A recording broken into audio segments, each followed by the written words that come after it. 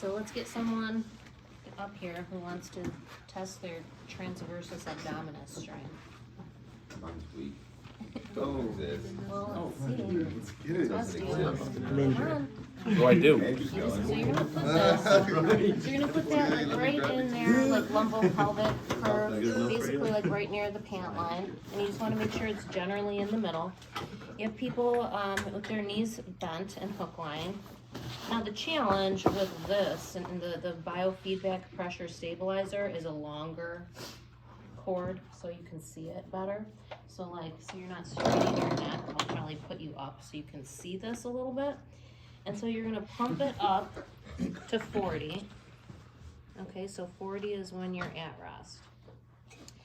So a lot of people are clueless initially, our patients, on like how to even engage this muscle. So I use like a lot of different tactics. I usually have them put your hands right here, okay? So when you brace your TA muscle, you wanna feel the muscle harden and pop up into your fingers. So that can help giving people a manual cue where they can feel it. Okay, and then we're gonna use this as visual. So I want you to feel like you're tightening this deep muscle as if you're pulling your belly button up and in towards your spine. And if you do that properly, we're gonna see the needle go up. And it did. Nice job. So now the goal though is to get the needle up to 50 and then or higher, and I want you to hold it there for 10 seconds. Okay? So go and activate. Good. 10, 9, 8, keep holding it, 7, 6, 5, 4, 3, 2, 1. Good. So he was able to activate above 50, but as time went on, the needle started to drop. So it dropped to 48, okay? So we could document 48 millimeters of mercury out of 50, which could equal 4 out of 5 strength, which is good. So then, technically, obviously 3 out of 5, which would be 46, is good, right? But obviously we want to be excellent. So we could give this as a standard HEP that he just work on abdominal bracing and breathing, right?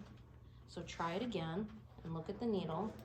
Good, and hold it and breathe in and out. And you're gonna see sometimes that needle is gonna be shaky as they're breathing because we wanna use all of our core muscles together, right? Our diaphragm is the top of our core, right? And we need to breathe and use our diaphragm, okay? So we can make that like a 10-second hold for 10 reps for an HEP, but also we can make it harder over time. So say he has some hamstring tightness, some proximal hamstring tightness, or he has weakness of his hip flexors, then we could do marching.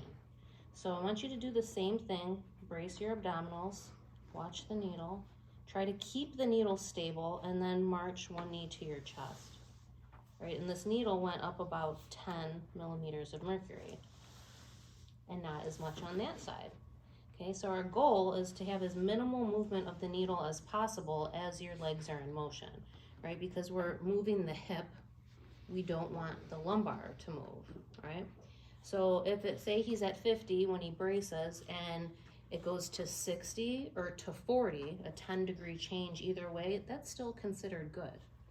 But your patient will be able to see change over time, right, with less movement of the needle, and that motivates them, and they're like, wow, I'm actually getting stronger.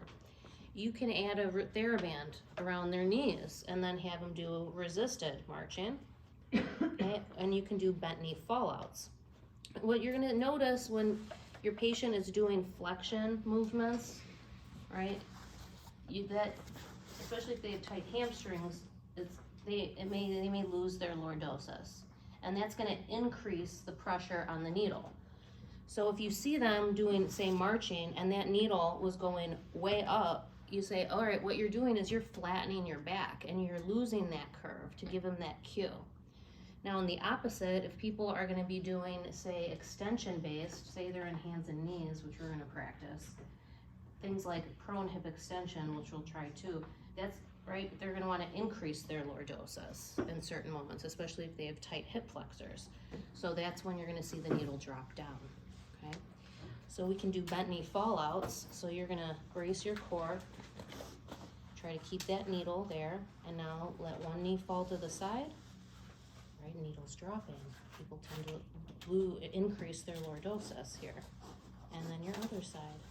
Watch this, you need feedback to see how you're doing. Oh, so bad. So don't let your back arch, see that's better. Breathe. Okay, and then you can add resistance to, over time, once they start mastering that a little bit more. So you can have people do bent knee fallouts if they have some tight hip adductors, right, limited hip abduction range of motion, right, if they're weak in these structures. But then you add the resistance band, now you're gonna be working some of those posterior hip muscles too. So just go through when you're in your pairs and give each other feedback. Try a few repetitions of those exercises. If someone has like a hip OA or even has a hip replacement, obviously keep in mind whatever hip precautions they may have, right? But you can have people do long axis internal and external rotation with this too. Okay, so let's pump you back up to 40. Okay, so go and brace your core, try to keep it there, and then roll that leg in and out. You know, that needle's going down, means you're arching your back, right? But it's still, you still are doing good because it's less than 10-point change. Okay, so that's another one.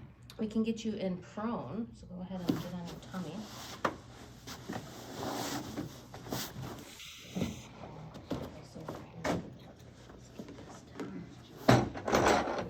Okay, and this is gonna be hard to see, obviously, with this needle, but I can at least look at it, with this size of the cuff, but I can at least give them feedback. So I want you to do that same abdominal bracing in this position. Good, good, a little more. Okay, now he's at 50. All right, try to keep it there, and I want you to engage this muscle by lifting your thigh off of the table, so prone hip extension. Right, and what we're seeing is the needle go up about 10 points, 20 points, right? So that means, right, and we can look too and try it again. That was much better. That was only 10 points because he wasn't increasing his lordosis to put more pressure on his anterior region. Okay, you can make it harder over time, right, by adding ankle weights too. And this is obviously a common area of weakness when people have glute weakness, especially glute max. Remember that I referenced with the lumbar instability category, the impairment-based classification system. If someone has lumbar spine instability, one of those indicators was that prone instability test that Adam so kindly demonstrated. So, right, if you do that test and you do like a PA force and they have pain and it feels hyper flexible, but then they activate, lift their legs up, and then they have less pain, okay? If they have that positive test, this is a perfect exercise for them because we're going to engage all of these paraspinal muscles. So if someone has that positive special test, you can immediately make that into their HEP too. So this would be a good one for them. Okay, I think we're okay. We'll do sideline clams, which obviously won't have this present. So if you want to face them, start developing neck bumps. Okay. So the main thing with this is most people, their pelvis is gonna like just be out of control. So you want to just kind of say, keep that pelvis pulled forward, right? And this would be more probably a progression from some of those other ones. And so remember, tighten your core, okay? And then you're just gonna lift your knee up to the ceiling. Good. And back. And you, like I could have my hand back here for some, so I know what I'm feeling and to give him feedback. That I'm not feeling much movement through my hand, which means he's keeping his lumbar nice and stable.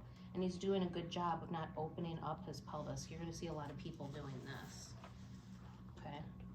Right, and so obviously this could be some weakness of these posterior hip muscles also, but obviously we're working on lumbar stabilization. Okay, good job. All right, so now you get to practice.